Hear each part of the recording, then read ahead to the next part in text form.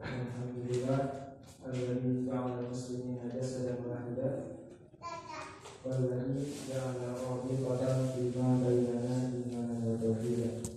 Asyhadu an la ilaha illallah wahdahu la syarika lah wa asyhadu anna Muhammadan abduhu wa rasuluh. Amma ba'd. Hadirin ikhwatul iman rahimakumullah, ibu dan bapak yang sama menghadapi Allah Subhanahu wa taala. Alhamdulillah pada malam ini kita dapat dipertemukan kembali dalam agenda yang beberapa bulan kebelakang sempat tersendat karena ada hal yang harus kita latih. Namun alhamdulillah pada hari ini Jumat ketiga mulai bulan ini kita kembali jalani aktivitas bulanan kita pengajian bersama Al-Ustaz Jainanda. Namun pada kesempatan kali ini dan yang selanjutnya insyaallah agenda Jumat ketiga atau malam Sabtu yang ketiga setiap bulan akan sama-sama kita simak, kita selenggarakan istighfar, minta fatwa, tanya jawab seputar masalah agama baik akidah, ibadah maupun muamalah. Sebagaimana dalam beberapa kesempatan juga Rasulullah SAW mengatakan hal yang serupa. Jadi tidak selalu materi yang disajikan secara langsung. Ibu dan bapak rahimakumullah, pada kesempatan kali ini sudah terkumpul beberapa pertanyaan baik dari jamaah offline, jamaah sadar maupun jamaah online yang masuk ke akun Pemuda Basis Bandung Timur. Insyaallah kita langsung kepada pertanyaan yang pertama.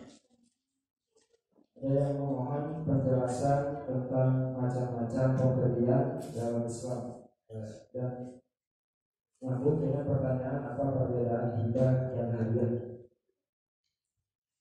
Macam-macam pemberian Islam mengatur mengenai perpindahan hak milik dan telah dibuka jalannya. Kopea ini saya pakai, mesti jelas statusnya ini punya siapa. Oh, ini punya saya. Tapi kalau punya orang lain ada pada saya, itu perpindahan hak miliknya mesti jelas. Apakah pemberian hadiah namanya, atau sedekah, infak, hibah, waris, wakaf, ghanimah, itu diantara cara-cara perpindahan hak milik yang digunakan. Hadiah itu pemberian baik dari yang kaya kepada miskin, miskin kepada yang kaya, silakan. Kemudian ada hibah, hibah juga pemberian. Hanya umumnya kalau hibah dari yang kaya kepada yang miskin, dari orang tua kepada anak, biasanya hibah namanya. Kemudian ada waris, sudah pada tahu, harta peninggalan. Ada wakaf, ada sedekah, ada zakat. Dan yang jarang kita dengarkan mengenai parti dan ghanimah. Kalau ghanimah itu harta rampasan perang itu halal, dan juga ada pahi di medan perang tapi tidak jadi perangnya karena musuh lari, maka barang-barangnya boleh diambil, tetapi pembagiannya mesti oleh pemimpin kelompok, ghanimah dan pahi. Itulah cara-cara perpindahan hak milik. Kemudian hadiah ini tidak dibatasi dalam bentuk uang, barang, atau yang lainnya. Dengan catatan sesuatu yang sudah diberikan berarti sudah berpindah milik. Itu tidak boleh diambil lagi. Seorang yang memberikan sesuatu lalu diambil lagi, kata Nabi, seperti anjing yang muntah lalu dimakan. Maksudnya buruknya, jeleknya perbuatan itu, dan istinbatnya ya haram. Gitu. Yang kedua, masalah sholat. Ketika mendapati masjid yang merenggangkan safnya ketika sholat, kemudian sholat di situ, apakah lebih baik itu berjamaah atau bertarik? Dalam aturan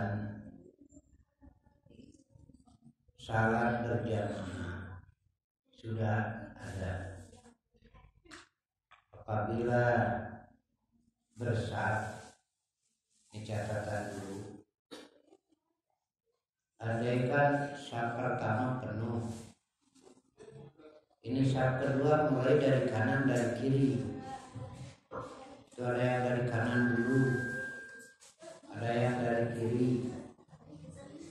Kembali saja kepada perintah Nabi, wasitul imam. Hendaklah imam itu ditempatkan di tengah-tengah dari jajaran makmum di depan, berbenturan dengan tengah-tengah. Jadi bukan dari kanan kiri dulu. Kalau saf pertama penuh, saf kedua mulainya bukan dari kanan dari kiri tapi dari tengah. Begitu. Kemudian perintah Nabi, sawu suku bakum, luruskan safnya. Sekalian beberes, jangan dulu qomat kalau belum jelas siapa imamnya. Kadang-kadang di kita qomat tapi belum jelas imam. Tulis ini syarat, mengapa kayu itu tidak tertib. Jongkok saya harus jadi imam jongkok. Yang lucunya nuker dicari di beberapa kanan kosan.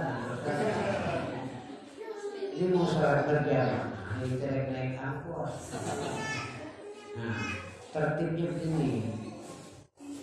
Jangan qomat, mesti jelas siapa imam. Satu.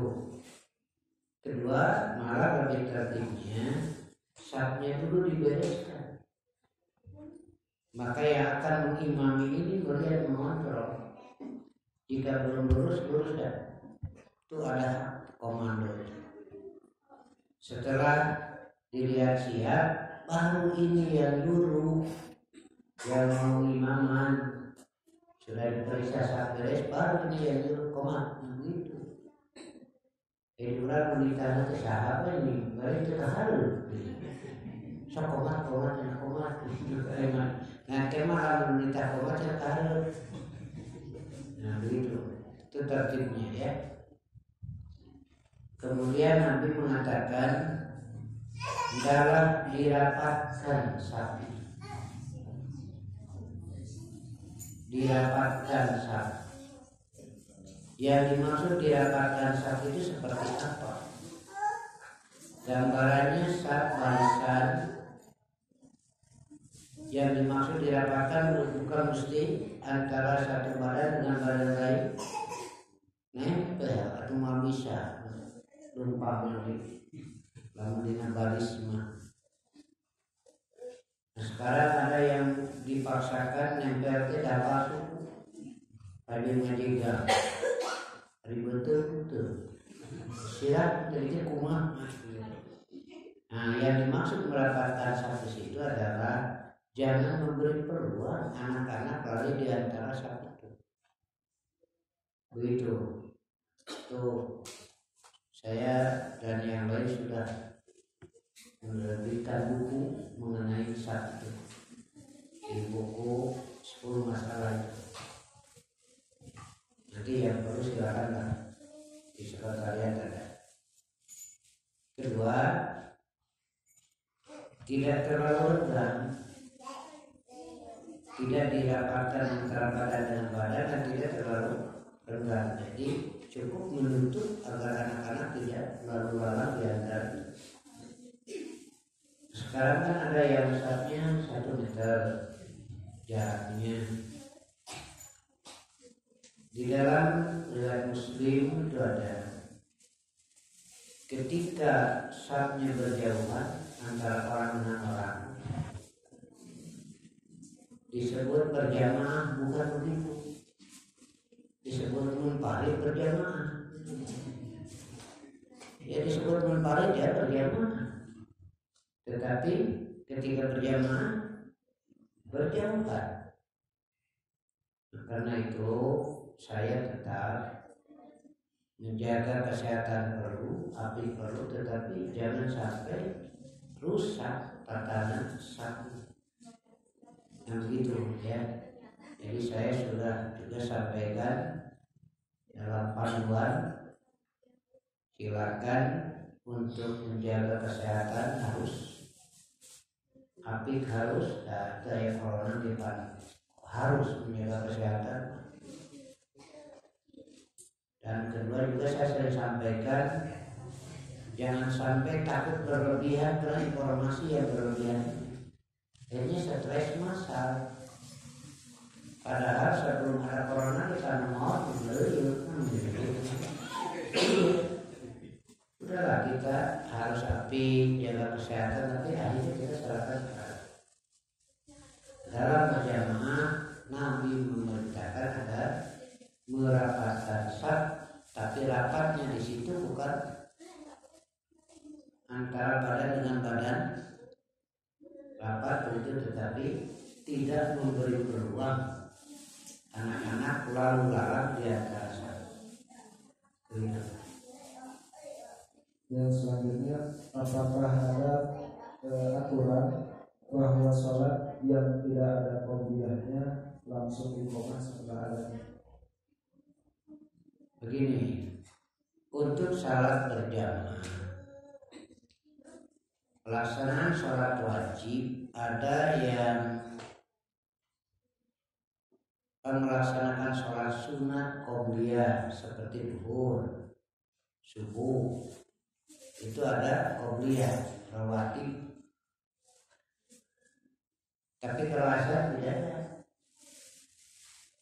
qobliyahnya, isya tidak ada, yang ada itu subuh dan duhur. Apakah langsung saja qomat? Berapa menit waktunya terserah itu, tidak ada keterangan mesti berapa menit, terserah kondisi yang ada. Satu itu. Kedua, kemungkinan orang masuk ke masjid tidak melaksanakan qobliyah tapi sholat tahiyatul masjid, ada itu. Dan itu sebaiknya setelah dan tidak langsung qomat, beri peluang dulu lah. Tetapi tidak terlalu lama, terserah. Malah sekarang sudah ada yang diatur pakai itu sekian menit. Nah, jadi orang sudah tahu.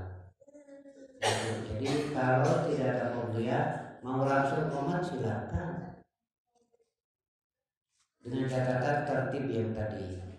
Tetapi kalau kita mau menunggu, memberi peluang, mungkin ada yang mau ikut berjamaah, itu lebih baik.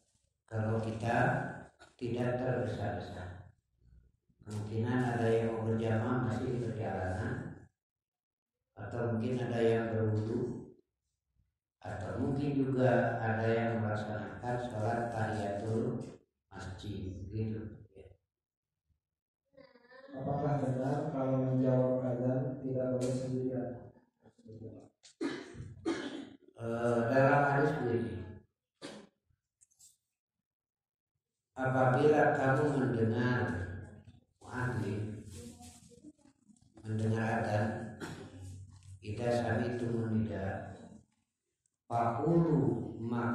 ucapkanlah sebagaimana yang diucapkan oleh Muadzin. Tidak ada keterangan ketika mengikuti ucapan muadzin harus bersama-sama, berjamaah, tidak ada. Silakan masing-masing saja untuk mengikuti ucapan muadzin. Jadi tidak ada dalil yang mengharuskan ketika menjawab azan harus berjamaah. Jadi silakan masing-masing saja. Ya. Salamnya makmum mengikuti salam pertama atau kedua? Salamnya makmum, apakah kita menunggu imam salam dulu ke kanan dan ke kiri selesai baru makmum? Ada pendapat yang menyatakan jangan dulu salam ke kanan, kalau imam baru salam ke kanan, tunggu dulu sampai selesai ke kanan dan ke kiri baru makmum salam. Itu pendapat, tapi dari fikih dari dalil. Apabila imam salam maka bersalamlah kamu, itu dalam dalilnya. Kemudian ada yang memberi penjelasan, apabila imam salam ke kanan, salamlah kamu ke kanan. Apabila imam salam ke kiri, maka salamlah kamu ke kiri. Jadi orang yang ketika imam salam ke kanan, assalamualaikum warahmatullahi, lalu makmum ke kanan juga, assalamualaikum warahmatullahi. Ketika imam salam ke kiri, lalu makmum pun ikut, iya, itu sesuai dengan dalil. Ada juga yang menunggu selesai, salam ke kanan imam, kemudian ke kiri, baru dia salam. Dua-duanya sah, dan salam sebagai penutup dari salam. Jadi dua-duanya sah. Begitu. Ketika masbuk dan mengangkat imam yang baru, berarti yang dijadikan imam tidak merasa mengimami, apa yang harus dilakukan? Nah, di sini karena ada perbedaan istimbat, hampir kebanyakan fatwa makmum tidak boleh berjamaah. Jadi kalau sudah berjamaah ada makmum lebih dari satu orang, 2, 3, itu fatwa yang lebih banyak adalah tidak berjamaah lagi, karena tidak ada dalil mengangkat imam lagi. Sementara kita menyatakan berjamaah, tapi bukan harus. Andaikan yang masbuk itu masing-masing bisa. Tetapi kalau mau berjamaah, afdol, lebih utama. Pertama, dalil yang umum, sholatul jamaati afdolu min sholatil fardhi. Sholat berjamaah lebih utama daripada sholat sendirian. Dalam hadis itu tidak disebutkan yang dari awal atau masbuk, berjamaah. Itu secara umum. Pernah juga waktu itu ada yang membantah itu macam hadis umum gitu. Nah, justru ada tahu itu hadis umum maka asal lebih atau lebih umum. Assalamualaikum. Satu, kedua, pernah Rasulullah dan seorang sahabat masbuk, yang jadi imam ketika itu Abdurrahman bin Auf. Jadi karena ada keperluan yang lain mulai salat, Rasul belakangan. Beliau masuk. Selesai imam salam, kata sahabat itu, Rasul berdiri, aku pun berdiri. Faqama Rasulullah wa qumtu. Kemudian selanjutnya ia menyatakan, Fasol lainnya, lalu kami salat. Ini urusan domin. Selesai salat imam, aku berdiri. Rasul pun berdiri, lalu salat bersama. Fasol lainnya, gitu. Itu di dalam hadis riwayat Muslim. Maka dari hadis itu kita mengistinbat bahwa pernah Nabi pun masbuk dan beliau berjamaah dengan seorang sahabat. Dengan dalil-dalil itu maka kita mengistinbat jika yang masbuk berjamaah silakan, dan menurut dalil berjamaah afdol. Tetapi yang menyatakan tidak berjamaah masing-masing sah itu. Masbuk opatan masing-masing sah. Tetapi kalau berjamaah afdol. Hanya ada yang mengatakan di Arab oke jangan ada tumangin. Anu makmum masbuk berjamaah lagi. Ayana di Indonesia, pusatnya di Bandung, berversi satu. Kenapa kita? Karena ada dalil. Kemudian ada bantahan makmum menjadi imam. Ketika Rasul sakit yang imam itu Abu Bakar, lalu Rasul masuk. Kemudian Rasul menjadi imam. Abu Bakar menjadi imam. Jadi tidak ada masalah. Yang tadinya makmum kemudian menjadi imam, tidak ada masalah. Begitu ya. Jadi dengan hadis-hadis tadi kita mengistinbat jika berjamaah bagi yang masbuk karena lebih dari satu orang silakan afdol. Kedua, kalau yang masbuk satu orang, ya berdiri, lalu ada yang datang, mau salat, boleh tidak berjamaah? Itu kan, silakan. Jadi kalau ada yang masbuk satu orang, imam selesai dia berdiri melanjutkan salat, lalu ada orang yang baru masuk mau salat. Lalu dia bermakmum kepada orang itu, ya boleh silakan. Jadi tidak ada dalil yang tegas bahwa makmum tidak boleh jadi imam. Saya ambil contoh-contoh. Ketika sholat berjamaah, ternyata imam itu batal, kan gitu ya. Seperti itu tadi sholat. Dan itu.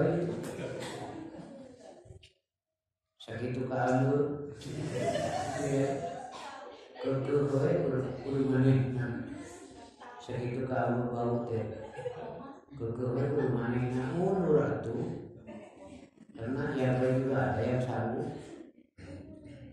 Nah, apa mau dilanjutkan? Tidak, ngono. Makanya di sini manfaatnya ada itu ke pinggir itu. Sebab kalau ada ke sini bisa jadi mengganggu, tapi kalau tidak ada boleh ke sini. Dan caranya, kaluarnya, ngomong, kenyupuntan. Ya. Menjadi ilmu itu isyarat. Maka yang lain harus ngerti. Kalau ada yang keluar memegang itu berarti dia batal, beri jalan. Nah sekarang apa mau dibiarkan? Tentu di sini makmum yang berhak mengimami, jadi tidak ada masalah yang tadinya makmum menjadi imam jika memang diperlukan. Jadi boleh. Apa maksud dari fadilah menghafal 10 ayat surat Al-Kahfi? Iya. itu dalam tafsir banyak dimuat. Secara umum Quran itu jelas besar fadilahnya bagi yang membaca mempelajari secara keseluruhan. Kemudian secara khususnya pun banyak. Ada surat Al-Baqarah, ada surat Al-Kahfi, ada surat lain. Tetapi yang dikhawatirkan dengan membaca surat itu lalu akan hasilnya ini. Nah, ini yang dikhawatirkan. Lancar usaha kalau membaca surat Al-Kahfi malam Jumat. Begitu setelah kami teliti yang seperti itu. Pertama, keterangannya lemah, dan yang kedua andaikan sahih bukan itu. Tidak ada baca Quran dikaitkan dengan usaha. Karena banyak di situ. Baca Quran itu wajib. Dan intinya membaca Quran itu adalah memahami isi, meningkatkan kualitas hidup. Yang itu. Sebab kalau untuk usaha ini ada betul Quran kan sebelum Quran oke, nomor korban daragam. Justru untuk membimbing. Nah inilah. Jadi betul ada itu hadis. Malam Jumat baca surat Al-Kahfi, baca surat Al-Baqarah sekian. Fadilah dari bacaan itu. Tetapi saya khawatir nanti orang salah memahami. Padahal lebih dari itu adalah pahami isinya. Hafal ayatnya bagus, pahami isinya supaya bisa mengamalkan. Sebenarnya isi dari ayat itu mesti bagaimana amalnya. Ini yang didorong itu namanya tafakkur. Itu di dalam Quran ada ungkapan fa inna ma yasarnahu bilisanika la'allahum yatadakkarun. Kami mudahkan baca Quran itu. Orang kafir saja bisa baca Quran, anak kecil juga bisa, jadi sengaja Allah mudahkan. Tujuannya apa? La'allahum yatadakkarun, agar bisa mendapat pelajaran. Dalam tafsir Ibnu Katsir ada dua di situ. Yatafahhamun, belajar memahami, wa ya'malun, dan mengamalkan.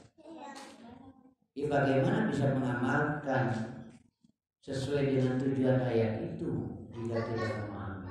Jadi saya lebih cenderung bukan diarahkan seperti tadi supaya tidak kelaparan baca surat Quraisy, supaya rumah tidak kemasukan jin baca ayat kursi.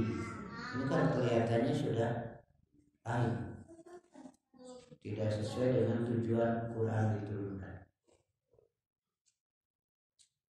Bagaimana kaifiat sholat duha? Apakah boleh dilaksanakan beberapa kali dengan disurangi aktivitas lain? Sholat duha, malah ada juga yang bertanya boleh dirutinkan. Saya tanya dirutinkan itu maksudnya bukan ya tiap hari katanya. Ya kan duha juga adanya tiap hari. Jadi boleh dirutinkan duha nah ayat walaupun menduhana ayat seminggu sekali ya sekali. Nah gitu. Satu. Kedua, waktu duha itu panjang. Dari mulai matahari terbit pun, nah 15 menit setelah itu sudah masuk waktu duha sampai menjelang duhur. Waktu duha itu. Jadi kita seringkali memilih jam 8 atau ya silakan. Tetapi waktu duha itu panjang. Jadi setelah matahari terbit full bulan, nah dari situ 15 menit sudah mulai masuk waktu duha sampai menjelang. Boleh berulang. Saya belum menemukan dalil Nabi berulang. Malah yang ada dalilnya Nabi jarang sholat duha. Nabi tidak tiap hari. Tapi kalau tiap hari ya tidak ada dalil di sholat duha. Begitu. Cuma yang saya khawatir, Nabi juga tahu kalau itu baik, tetapi Nabi jarang melakukannya itu ini. Yang mestinya kita tangkap itu. Kalau tahajud Nabi tiap malam. Tapi kalau duha tidak tiap hari. Makanya kalau ada yang menyatakan mau rutin tiap hari, ya silakan, saya tidak bisa menolak karena duha itu. Tetapi Nabi tidak melakukan tiap hari. Ini yang kadang-kadang yang seperti ini yang jarang diungkap secara umum saja. Justru pertanyaannya, kenapa Nabi jarang? Padahal Nabi tahu bahwa itu baik. Yang begitu, ya. Makanya saya bukan melarang, apalagi diberjamaahkan. Sengaja diajak diberjamaahkan untuk sholat duha. Tambahan lagi, ada yang langsung ngobrol dengan saya. Waktu itu mau berangkat, tidak usaha. Dia tanya ke sholat duha aja. Itu begitu itu nama asli usaha gitu. Saya sudah lanjut. Jadi sholat duha itu justru arahnya menjadi urusan dunia, pada urusan ibadah. Inilah ya. Jadi jangankan satu hari berulang, Nabi tidak tiap hari. Gitu. Untuk ibu-ibu dan bapak-bapak apabila ada pertanyaan itu bisa ditulis lalu ke depan. Yang selanjutnya, jika suami tidak mau menafkahnya keterusan, apa boleh mengambil uangnya juga keterusan? Kalau suami tidak memberi nafkah dalam arti uang belanja, begitu ya. Tapi dia punya, tidak boleh, itu durhaka. Memberi nafkah kepada keluarga itu wajib, harus itu. Menurut kemampuan yang ada. Liyunfik du sa'atin min sa'ati. Menurut keluasan yang ada, tidak ada dalil mesti sekian tidak. Tetapi menurut kemampuan yang ada, gitu. Dan tidak boleh jika ada sengaja menahan, membuat bingung istri itu, tetapi juga memberikan tanpa perhitungan juga tidak boleh. Lihat di surat An-Nisa, jangan kamu berikan kepada yang sakit harta sebagai pokok usaha kamu. Diatur saja.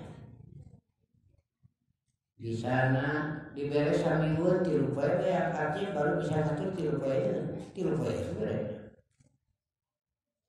Diberi tirupai sampai ya, artinya baru sampai beda sampai beda gitu. Ibu-ibu saya tahu nambah. Benar masa auto.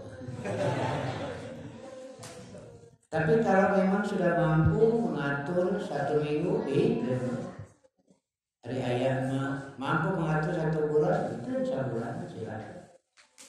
Maka pemimpin di sini bisa melihat kondisi seperti apa. Bakhil tidak boleh.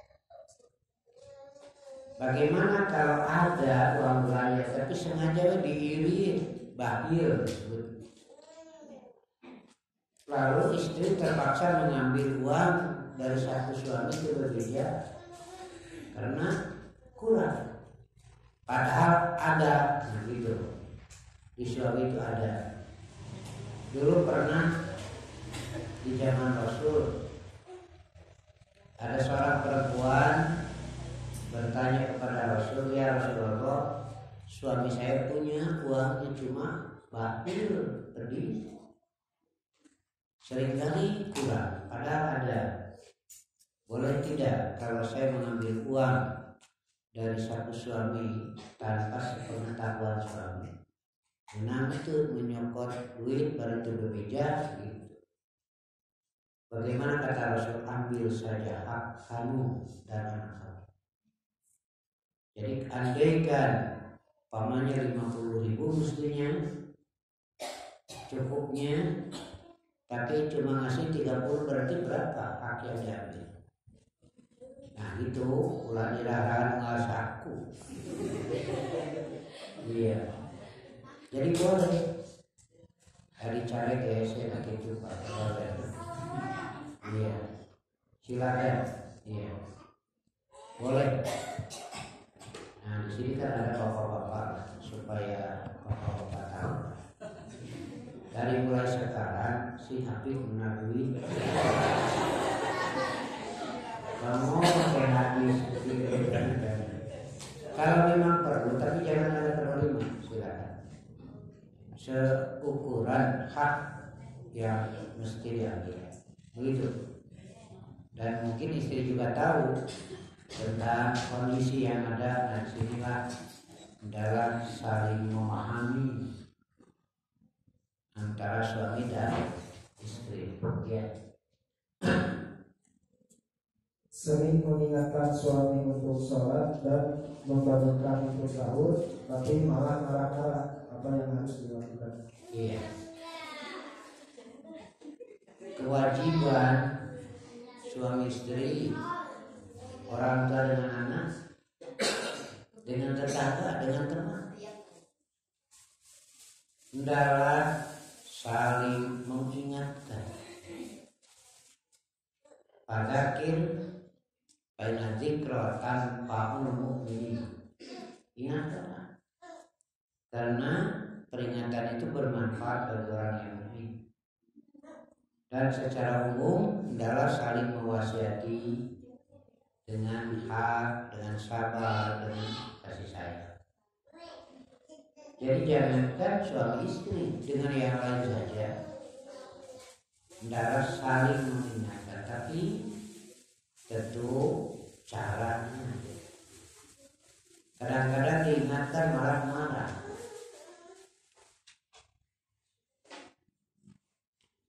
Kepada para suami kalau diingatkan mestinya berterima kasih, bukan marah. Sebab manusia itu kan ada sifat lupa, ada jahalah, ada ghaflah. Karena itu peringatan sangat diperlukan. Ini yang harus disadari oleh semua. Jika orang tidak mau menerima peringatan, dia tidak akan selamat, pasti hancur.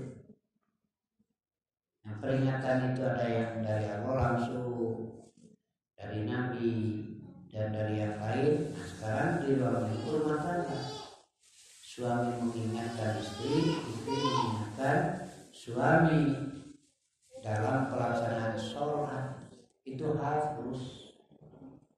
Tetapi caranya silakanlah. Mungkin bagaimana cara mengingatkan yang bijak, begitu ya, supaya orang merasa bahwa ini adalah bagian dari tanggung jawab. Ada kalanya mungkin kasar sehingga bukan tidak menerima peringatannya, tetapi cara yang kurang baik. Ini juga perlu. Nabi sedang berkumpul dengan para sahabat, lalu datang orang Arab gunung di sekolah, asup ke masjid, tapi datanya awal masjid. Karena masjid waktu itu kan baru ada berapa? Sadunya Masjidil Haram, Masjidil Aqsa, kemudian Masjid Kuba di pinggiran Madinah, lalu Masjid Nabawi. Orang-orang belum tahu masjid. Ada yang masuk langsung berkihi di juru masjid deh, karena masjid nanti ada tuh takal format turuan, mekudaun gitu. Para sahabat menunggu dengan keras. Justru oleh Nabi yang ditegur sahabat dia kata, Anda apa Nabi membiarkan kemungkaran? Bukan di situ kondisinya. Sebab kalau ditegur dengan keras pada nyarikan, beres ini. Dulu lompatan, jadi sepintas seperti Nabi membiarkan kemungkaran, bukan, justru meminimalisir dalam kondisi itu. Beres kata sahabat yang disuruh ambil air. Nah hari jelma itu bukan nyahun. Jadi kalau nyuruh mesti kepada yang tahu. Jika ibu ditangani kerupuk kemudian umur 3 tahun. Bila terdatang di tiang ngopi kompor. Sebab kata-kata kerupuk yang muncul tasawufnya bombolnya. Orang mulai itu masa marah, orang mulai pedas itu budak sananya di dunia itu.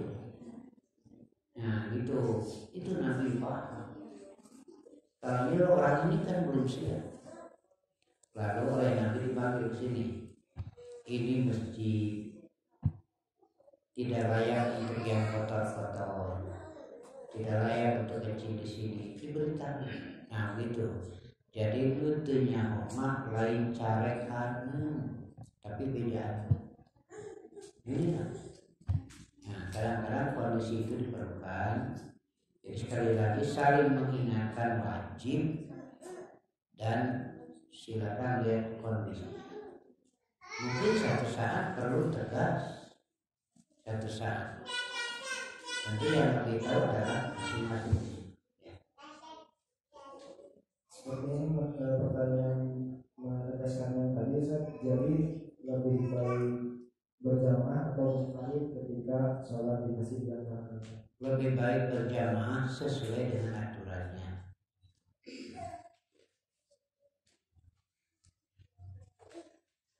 Apakah sahur di 10 hari bulan Muharram pahalanya dihapus dosa sampai 5 tahun ke depan? Bulan Muharram tidak ada saum 10 hari. Yang ada itu saum sunat tanggal 9 dan 10 Muharram. Ya sekarang masuk bulan Muharram. Nah ini juga saya tambahkan sedikit. 10 Muharram itu dijadikan hari saum orang-orang Yahudi, Bani Israil. Ketika Nabi hijrah ke Madinah, orang-orang Yahudi saum tanggal 10. Lalu ditanya, kenapa kalian saum?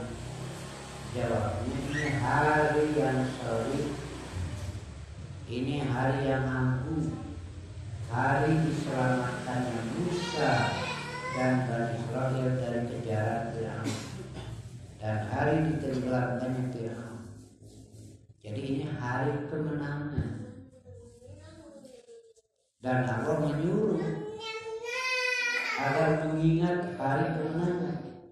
Wa dzakirhum biayyamillah. Intinya adalah bahwa kemenangan itu dari Allah, bukan semata-mata perjuangan manusia.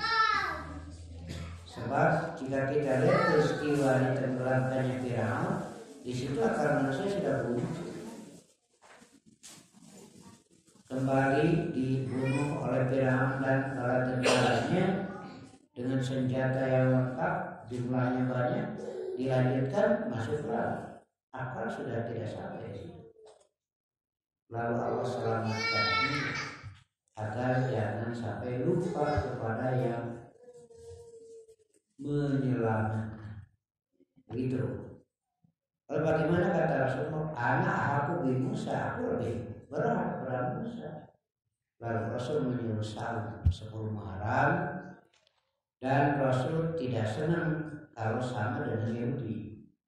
Makanya Rasul mengatakan, jika aku hidup tahun depan, aku akan saum di hari ke-9. Artinya sudah jadi syariat.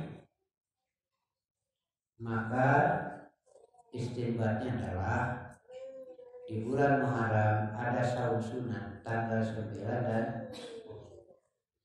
Setiap saum yang sunat, yang wajib apalagi, fadilahnya besar. Fadilahnya. Jadi kalau yang menyatakan 10 hari itu tidak ada dalil yang sahih.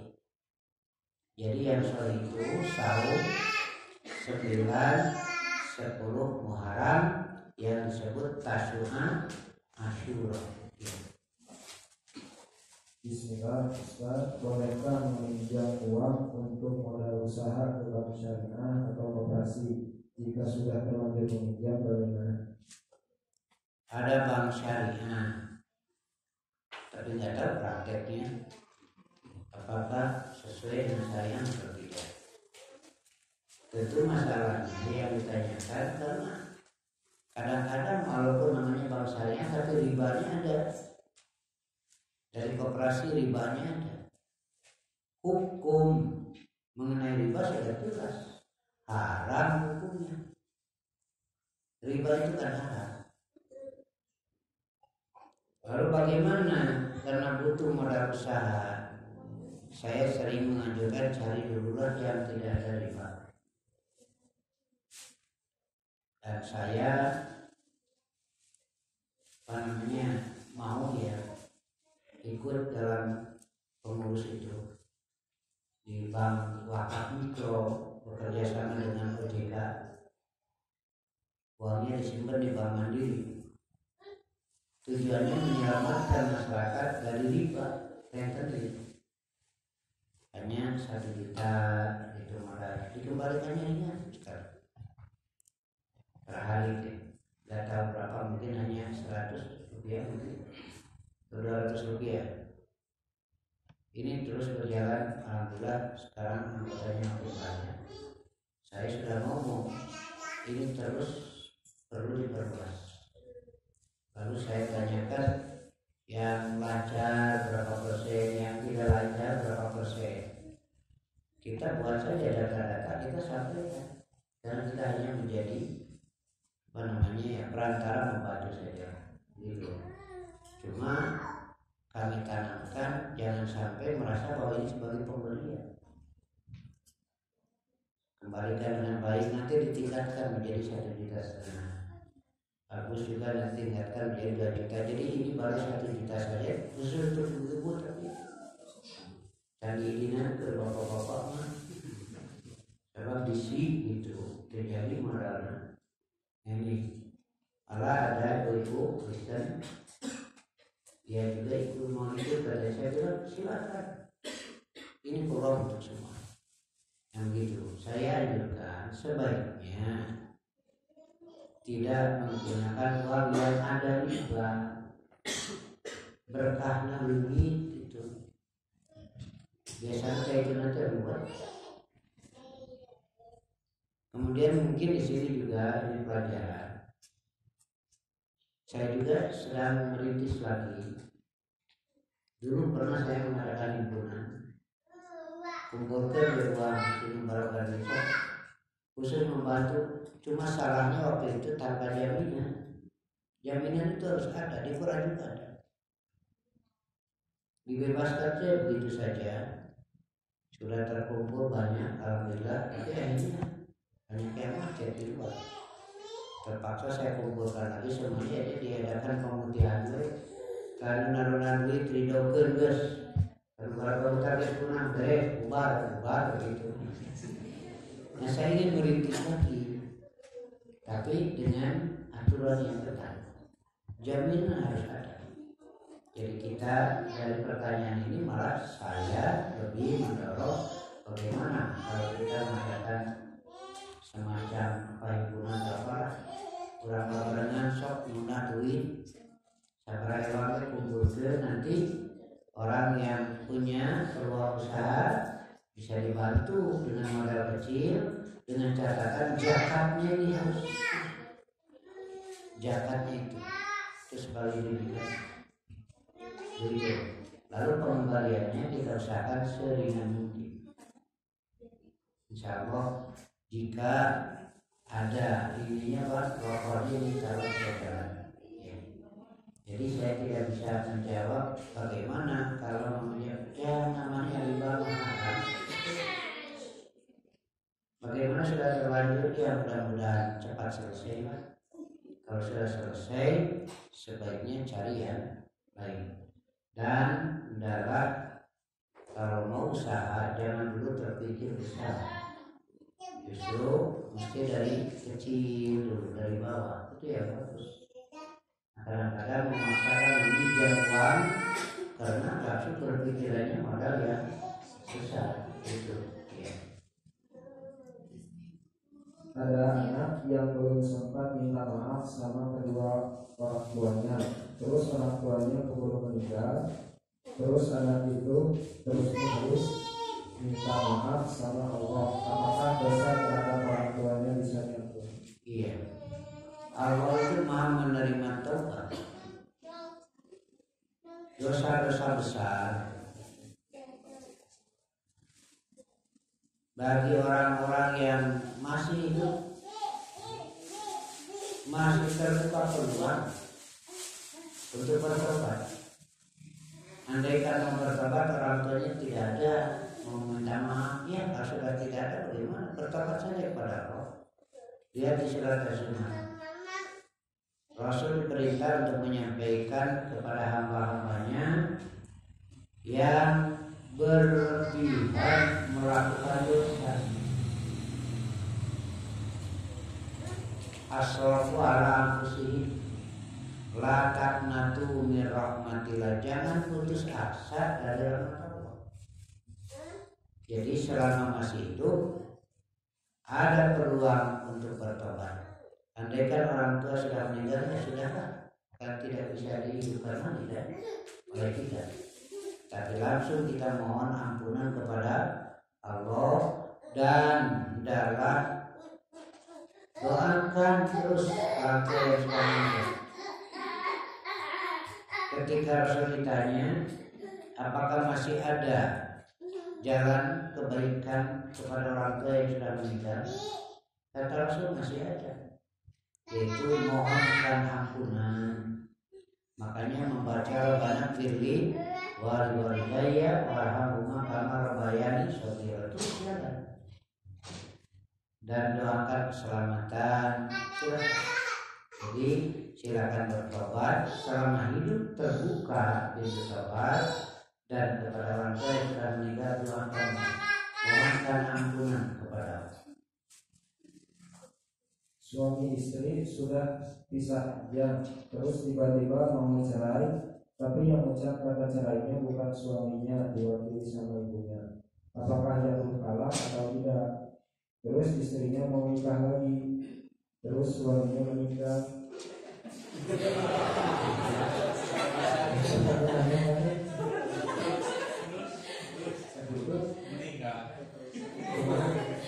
Ya begini, ada istilah pisah lajar, tapi bukan cerai. Tidur tidak bersama lagi, tapi bukan cerai. Nah, kalau bukan cerai, belum talak, berarti masih statusnya suami istri. Kalau mau bercampur silakan. Nah, kemudian ingin kepastian umpamanya, lalu sudah sajalah jatuhkan talak. Tetapi yang mau menjatuhkan talak bukan suaminya, langsung mewakilkan kepada orang tuanya, boleh. Wakalah itu kan ada, mewakilkan itu. Tetapi tentu aktifnya harus ada saksi. Jadi boleh kalau suami mau menjatuhkan talak, tapi mewakilkan kepada orang tuanya, itu boleh saja. Karena ada bab wakalah, dalam akad boleh. Begitu kalau masalah talak, yang menjatuhkan talak itu suami, tapi tidak langsung, hanya mewakilkan selama wakil itu bisa dipercaya, balik, dewasa, jujur, dan sebaiknya ada saksi. Apakah hukumnya jika menikah tanpa izin istri pertama? Mau menikah kepada yang kedua, ya. Dengan jika tidak ada izin dari istri pertama, tidak ada dalilnya, suami kalau mau menikah lagi harus ada izin dari istri, nggak ada dalilnya. Atau minta izin kepada istri tidak ada dalilnya, kekalan dia kan? Nggak ada dalilnya, sudah.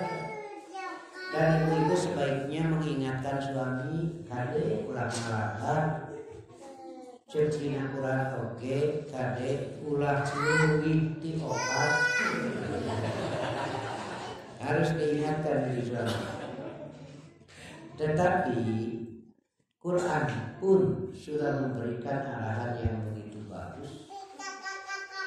Fa'in khiftum alla ta'dilu fawahidatan. Jika kamu tidak takut tidak berlaku adil, maka satu saja. Fa'in khiftum alla ta'dilu fawahidatan. Jika kamu takut tidak berlaku adil, satu saja. Di antara ulama ada yang menyatakan ini namanya dilalatul isyarah. Di situ terisyaratkan tidak boleh. Kalau sekiranya nikah lagi justru memunculkan kedoliman. Jangankan dua, satu juga kan dolim tidak boleh. Nah gitu. Tapi di sini masalah kesulitannya untuk mengukur adil itu seperti apa? Sebab kalau adil menurut istri akan lain dengan adil menurut suami. Nah, jadi seadil itu dulu itu jadi libur pak leles kadu mola buah batu dari kolor. Jadi intinya adalah bukan satu atau dua, tapi muasyarah bil ma'ruf. Bisa tidak muasyarah bil ma'ruf, itu bergaul suami istri dengan ma'ruf. Kedua adalah adil, dan yang paling utama bukan sekedar nikah, tetapi menjadi pemimpin yang memimpin sujud kepada Allah. Siap tidak? Ini yang jarang dipikirkan. Jadi seorang suami itu seorang pemimpin yang mampu memimpin keluarganya sujud kepada Allah. Istilah Nabi, kalau kamu kepada istri Nabi, kalau kamu mau perhiasan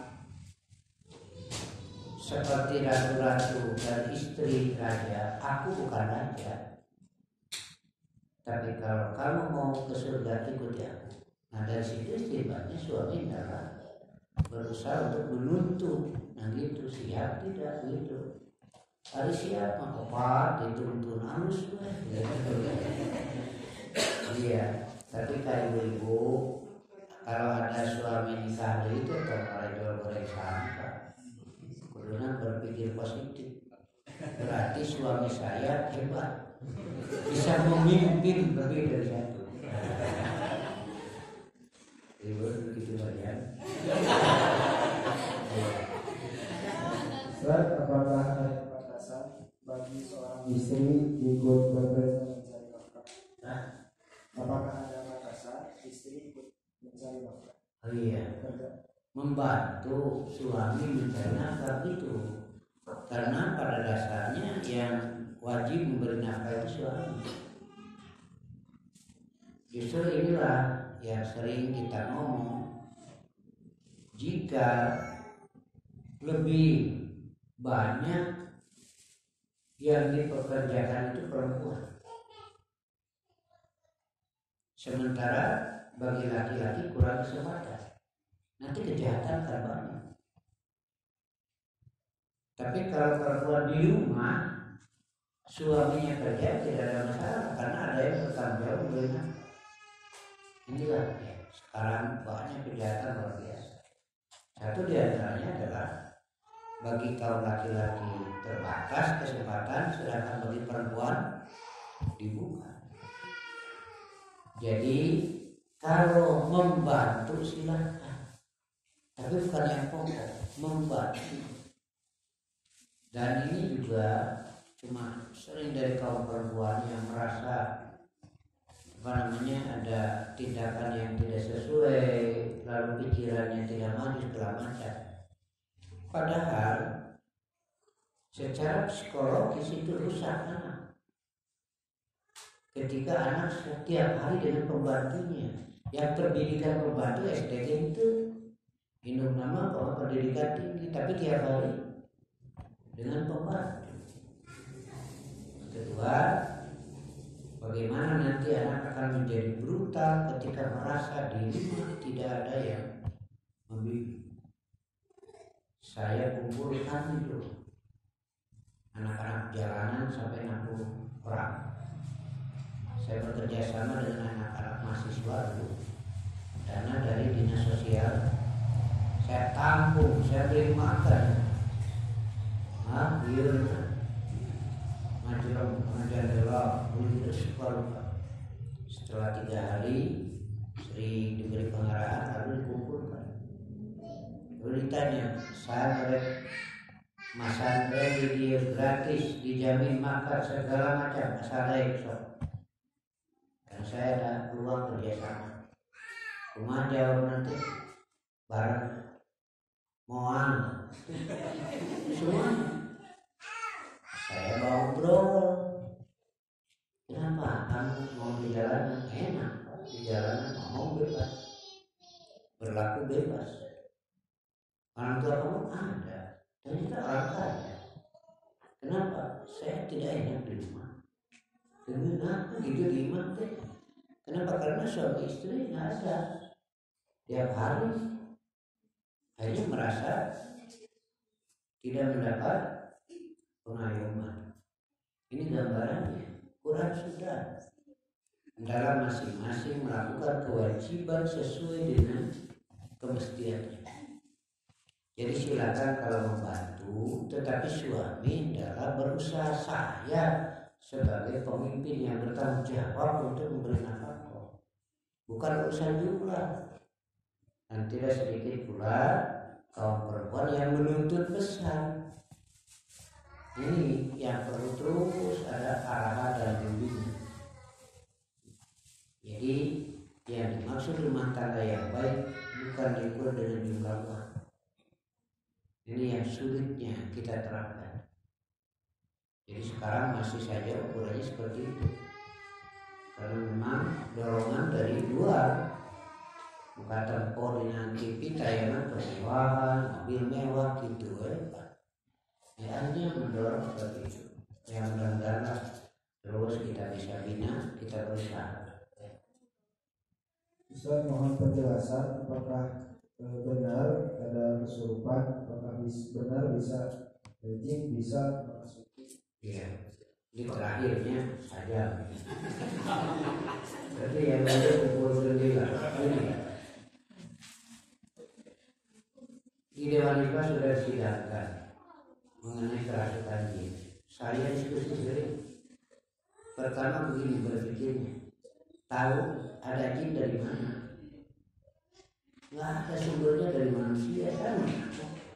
Itu yang karena Allah memberitahu bahwa di antara makhluk Allah itu ada yang disebut jin.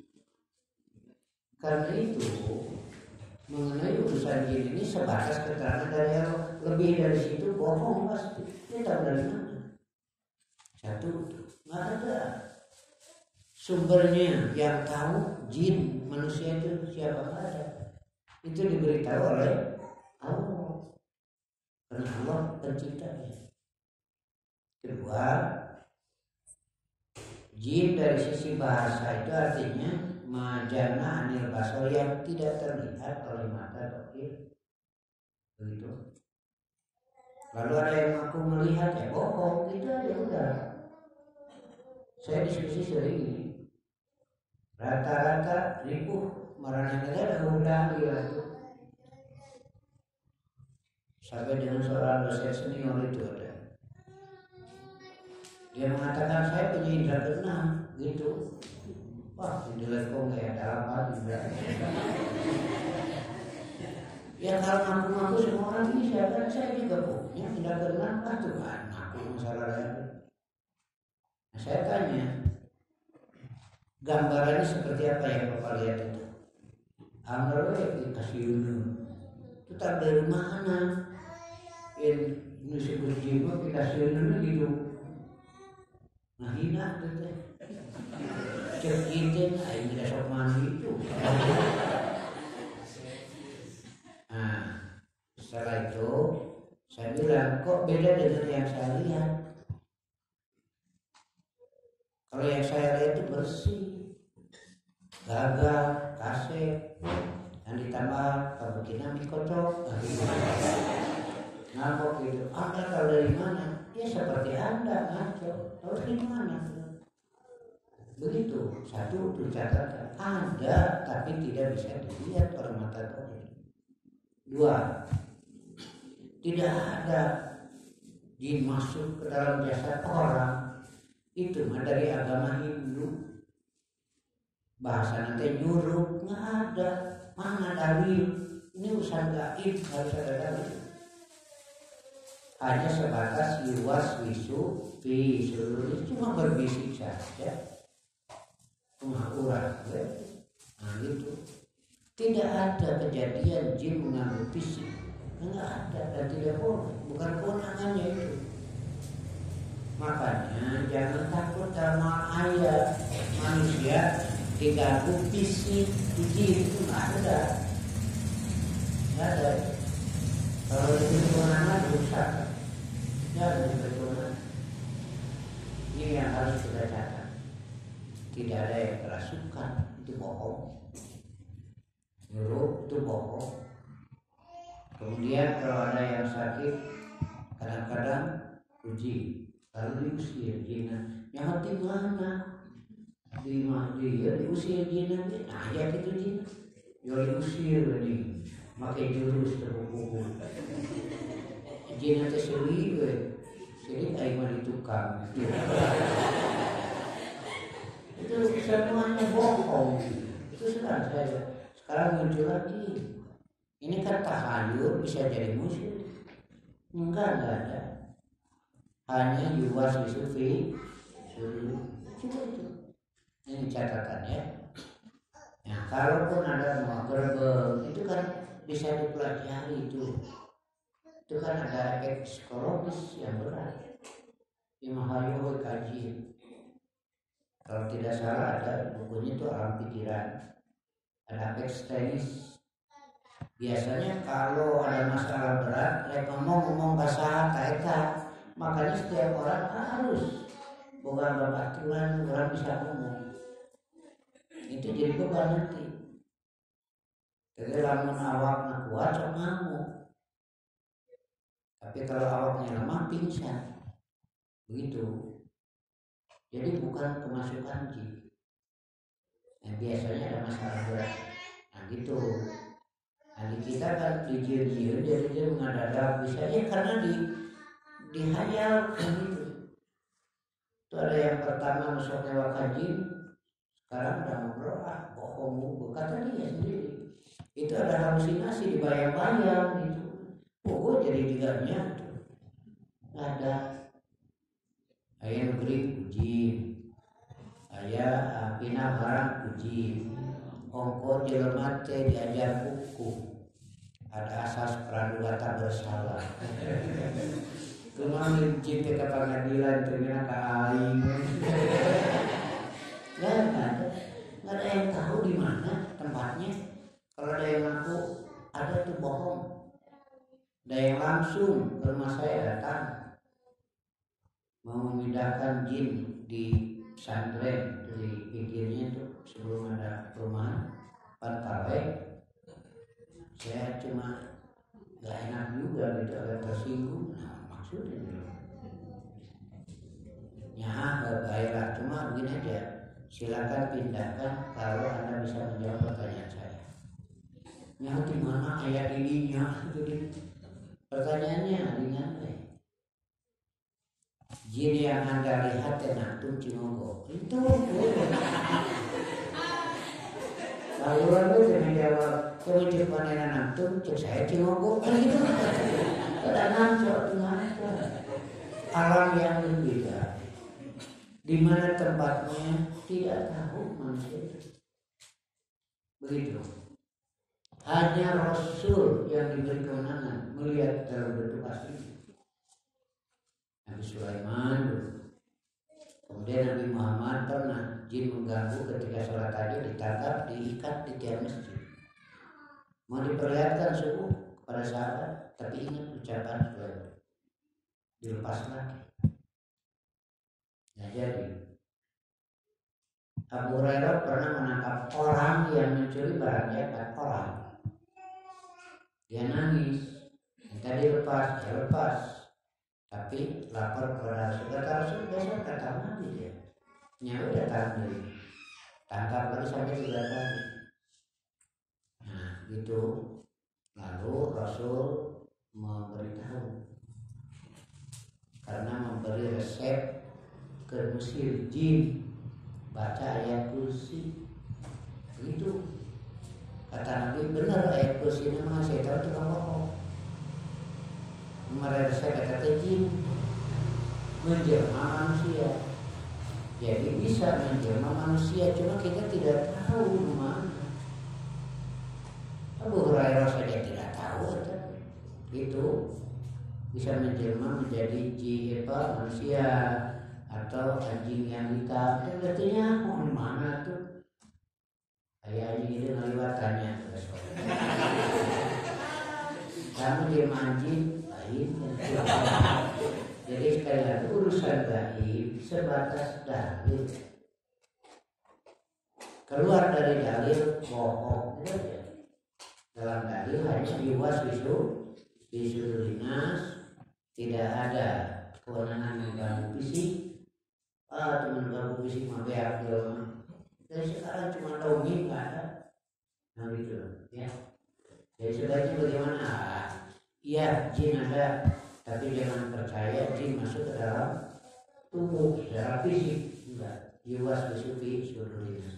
Ya sampai sini saja dulu. Ya. Terima kasih kepada Al-Ustaz yang telah menjawab banyak pertanyaan. Bagi informasi sekalian yang apabila ingin mengajukan pertanyaan, nanti bisa melalui WhatsApp, ya, sudah ada di grup media dakwah Banjir, nanti bisa dihubungi melalui situ, ataupun nanti di tempat juga bisa, insya Allah nanti disediakan kertas pertanyaan. Demikian kami menutup dengan rohana bersih dulu banyak bang dari karena doa yang menjadi doa